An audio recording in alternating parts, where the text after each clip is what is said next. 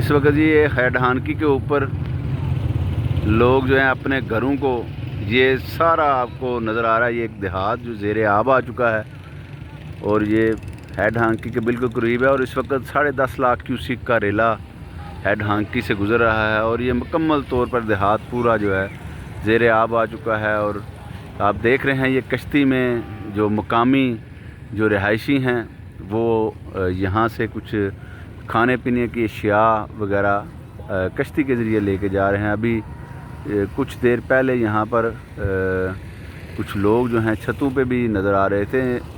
ज़िली इंतज़ामिया को चाहिए कि फ़ौरी तौर पे यहाँ पर जितने भी लोग हैं उनको यहाँ से निकाला जाए, उनको महफूज बनाया जाए, ज़िंदा इंसानों को यहाँ से निकाला जाए। एक तरफ ज़िली इंतज़ामिया इस पे काम भी कर रही है और फ़ौज पाकिस्तान भी, लेकिन जो शहरी हैं वो बार बार जो है इंतज़ामिया की वार्निंग के बावजूद रेस्क्यू की टीमें